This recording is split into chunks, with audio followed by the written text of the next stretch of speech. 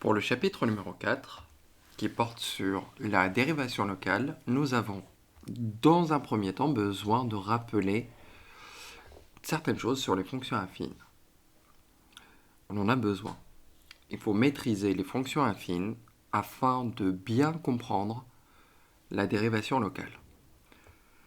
Donc, qu'est-ce que c'est qu'une fonction affine? Une fonction affine a x, un nombre réel, à va lui associer mx plus p, où m et p sont deux nombres réels. Ça, c'est la forme développée réduite. Donc, m, comment il est appelé? Il est appelé le coefficient directeur de la droite, et p, ça s'appelle l'ordonnée à l'origine.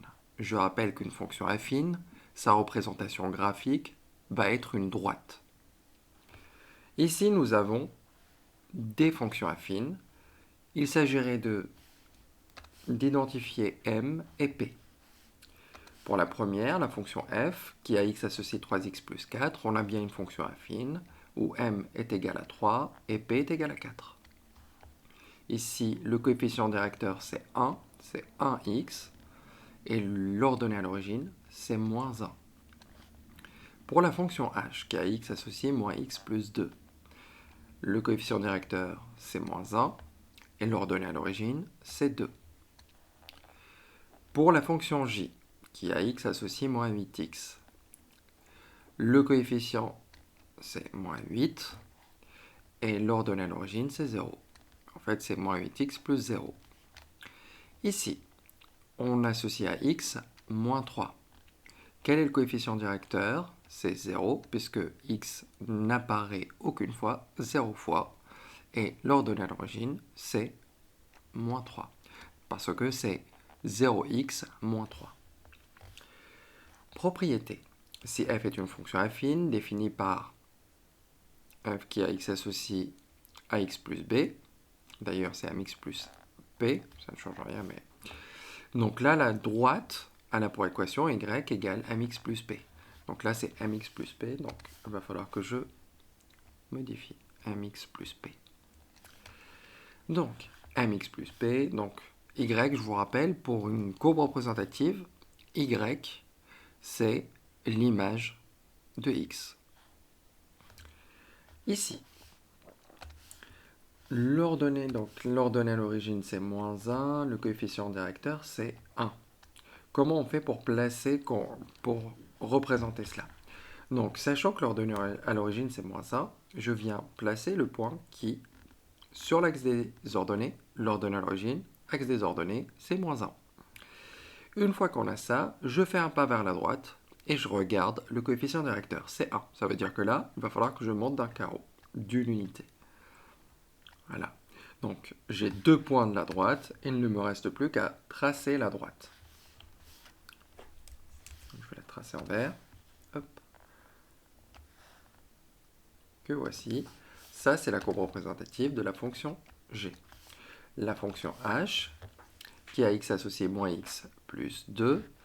Le coefficient, c'est moins 1. L'ordonnée à l'origine, c'est 2. Donc, sur l'axe des ordonnées, on va venir mettre le point qui a pour ordonnée 2, pour abscisse 0.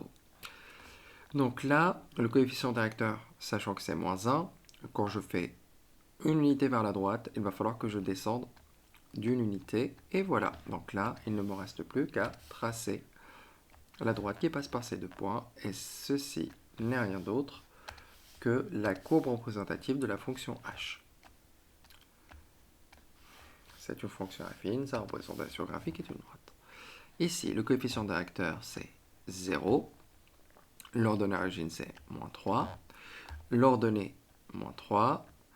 Et quand je fais un pas vers la droite, je ne monte pas, je ne descends pas, ça ne bouge pas, et on est là. Hop, il ne me reste plus qu'à tracer la droite qui passe par ces 2 points-là. Et voilà, et ça, c'est la courbe représentative de la fonction k. Remarque, si m est strictement positif, elle est strictement croissante. Je vais peut-être le rappeler. Donc si m est strictement négatif, la fonction est strictement décroissante. Si m est égal à 0, on a une fonction constante. Propriété. Si m est différent de 0, Alors l'équation mx plus p égale 0 a comme solution x égale moins p sur m. Donc là, m c'est 3, p c'est 4, donc on va prendre moins 4 divisé par 3. C'est là où s'annule la fonction f. Pour g, j'ai 1 et moins 1. Donc on va faire l'opposé de p qui est égal à 1, qu'on l'on divise par m. Donc ça va me faire 1. Ici, moins 1 et 2, donc on va faire moins 2 divisé par moins 1, moins par moins ça va faire plus, donc ça fait 2 divisé par 1. Donc, je vais peut-être faire moins 2 divisé par moins 1 et on simplifiera plus tard. Donc ici, m vaut moins 8, p vaut 0. Donc, quand est-ce que la fonction s'annule? Quand x est égal à 0 sur moins 8. Je prends l'opposé de 0, c'est 0, et je divise par moins 8. Là, le tableau de signes. Les fonctions affines sont définies sur R tout entier, c'est-à-dire de moins l'infini à plus l'infini. Il n'y a rien qui est interdit pour une fonction affine. Il n'y a pas de valeur interdite. Donc ici, je sais que la fonction g s'annule en 1.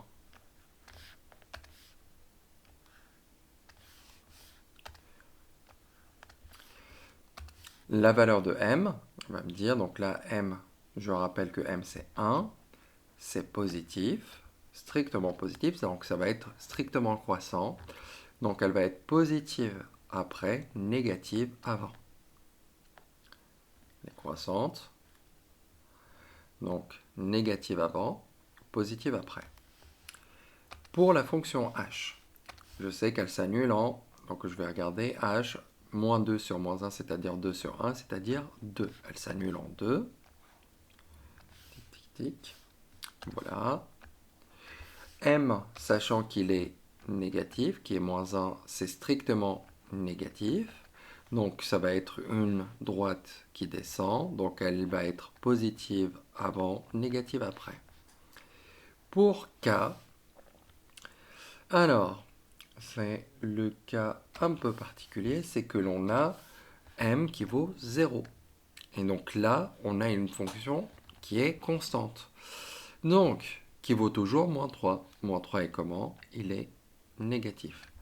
Donc là, quand on a m qui vaut 0, elle est toujours du signe de p, puisque c'est toujours p. Donc là, sachant que c'est une constante, elle nous renvoie toujours p, c'est-à-dire ici, moins 3.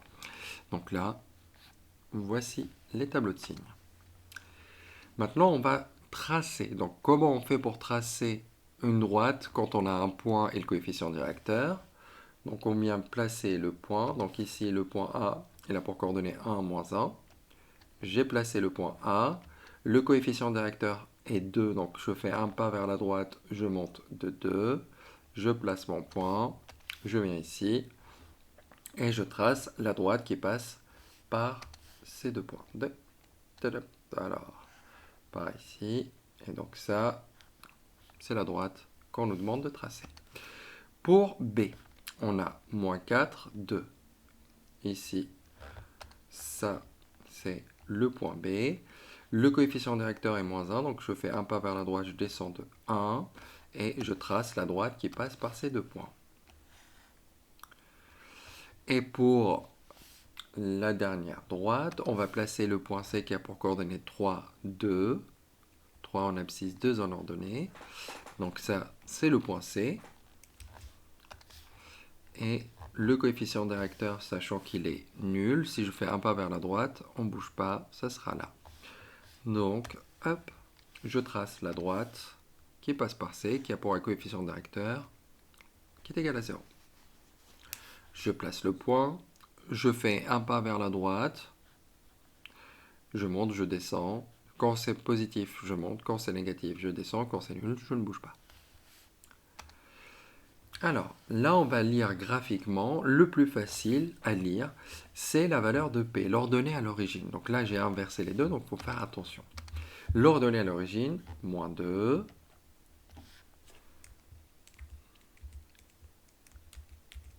Ici, moins 2 pour l'ordonnée à l'origine. Non, là c'est 2. pardon. Ici, c'est 2, moins 2. Je suis en train de regarder là. Donc là, c'est moins 2. Et pour le dernier, on a 1. Maintenant, on va regarder le coefficient directeur. Je prends un point de la droite, je fais un pas vers la droite, ça monte de 2, donc le coefficient c'est 2. Et dans ce cas-là, c'est 2x plus 2, et attention, bien entendu, où l'on met, j'ai pris des couleurs différentes pour ne pas faire d'erreur. Ici, le coefficient directeur, c'est moins 1, donc ça nous fait moins 1x moins 2. Je peux aussi écrire moins x moins 2. Mais je le mets ici pour que ça soit clair comment on fait. Pour m, ici, donc fait un pas vers la droite, on monte de 1. Le coefficient directeur est 1, c'est 1x moins 2.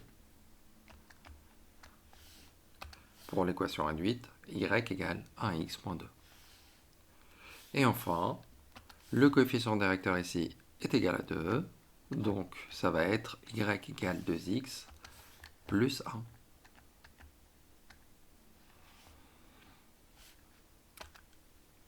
Maintenant, un peu plus compliqué, c'est le calcul. Pour trouver la valeur de m, on va faire yb moins y1 sur xb moins xa. D'accord, donc là, ici, on a deux points dont on connaît les coordonnées. Donc on va faire l'écart des ordonnées divisé par l'écart des abscisses dans le même ordre. Donc ici, on va faire quoi? On va faire moins 2 moins 4. Moins 2 moins 4 divisé par 5 moins 2. Moins 2 moins 4, ça fait moins 6. Divisé par 3, ça nous fait moins 2. Donc on va peut-être garder les mêmes couleurs. Ici, pour m, on va faire 7 moins 1 divisé par 5 moins 3. Ça nous fait 6 divisé par 2, ce qui nous fait 3. Alors, là-dedans, on va faire 2 moins 5, que l'on divise par moins 1 moins 4. Moins 1 moins 4, c'est pareil que moins 1 plus 4. Donc ça nous fait moins 3, divisé par 3, ça nous fait moins 1. Et pour la dernière, on a 1 divisé par 3, 1 moins 3, pardon, divisé par 2 moins 0. Pourquoi? Dans ce sens-là, je rappelle qu'ici 2 est l'antécédent, 1 est l'image, et je rappelle qu'en ordonnée, on a l'image qui est 1, en abscisse, on a 2. 1, c'est l'image de 2 par la fonction f, donc 2 est un antécédent, 1 est l'image. Ordonnée, abscisse. Alors, donc, et ça me fait moins 2 divisé par 2, qui nous fait moins 1. Pour trouver la valeur de P, on va prendre un point, on va faire ordonnée moins abscisse multiplié par le coefficient. Ou la ordonnée moins le coefficient multiplié par l'abscisse. A fois B, c'est la même chose que B fois A. Ça ne change rien si je permute les deux facteurs. Alors, ici, on peut prendre soit A, soit B. Mais il faut garder un point. Donc, on va prendre 4 moins 2 fois le coefficient qui est moins 2. Alors, moins 2 fois moins 2, ça nous fait plus 4. 4 plus 4, ça fait 8. Donc là, plus 8, et le coefficient, c'est 2. Donc je rappelle ici, le coefficient est 3, le coefficient c'est moins 1, et ici le coefficient est moins 1 également. Alors, pour calculer P, donc on va faire, bon, je prends celui-là, 7 moins 5 multiplié par 3. Donc 7 moins 15, ça nous fait moins 8. Donc ça nous fait 3x moins 8. Ça c'est pour y égale 3x moins 8. L'équation réduite de la droite qui passe par les deux points C et D. Là, je vais faire 5 moins 4, c'est-à-dire plus 4, que l'on va multiplier par moins 1. Donc ça nous fait 5 moins 4, et ça nous fait 1. Plus 1 donc. Et pour le dernier, on va faire 3 moins 0 fois moins 1. Et ça me fait 3. Donc, l'équation réduite de la droite qui passe par les points de coordonnées 0, 3 et 2, 1, c'est y égale moins x plus 3.